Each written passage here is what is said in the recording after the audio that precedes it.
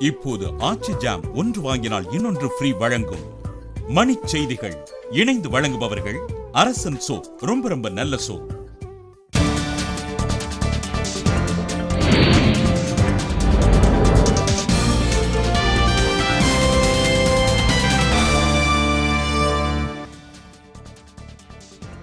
உத்தரப்பிரதேசத்தில் பாஜக அமோக வெற்றி, முதலமைச்சர் பதவிக்கு அக்கட்சியினரிடையே கடும் போட்டி. 2017-18 ஆண்டுக்கான பாமகவின் பொது நிதிநிலை அறிக்கையை இன்று வெளியிடுகிறார் மருத்துவர் ராமதாஸ்.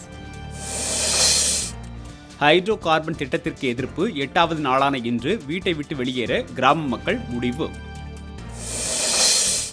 ராமேஸ்வரத்தில் 6வது நாளாக தொடரும் போராட்டம், வெளியுறவுத்துறை அமைச்சர் நேரில் பேச்சுவார்த்தை நடத்த கோரிக்கை. ஆர்கே நகர் தொகுதியில் போட்டியிடுவது பற்றி ஆதரவாளர்களுடன் ஓ பன்னீர்செல்வம் இன்று ஆலோசனை. கிராமப்புற பள்ளி மாணவர்களின் கல்வி தரத்தை மேம்படுத்த வலியுறுத்தி சென்னையில் திரள் ஓட்டம், ஏராளமானோர் பங்கேற்பு.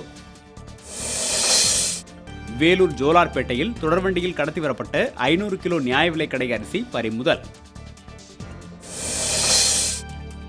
ராமேஸ்வரம் மீனவர் கொல்லப்பட்ட விவகாரம், கச்சத்தீவு விழாவை புறக்கணித்தனர் தமிழக மீனவர்கள்.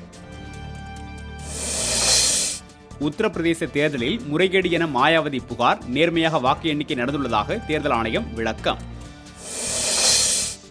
குழந்தைகள் உரிமை ஆர்வலரான கைலாஷ் சத்யார்த்தியின் மாயமான நோபல் பரிசு காட்டுப்பகுதிக்குள் மீட்பு. இப்போது ஆச்சி ஜாம் ஒன்று வாங்கினால் இன்னொன்று ஃப்ரீ வழங்கிய மணிச் செய்திகள் இணைந்து வழங்கியவர்கள் அரசன் சோப், ரொம்ப ரொம்ப நல்ல சோப்.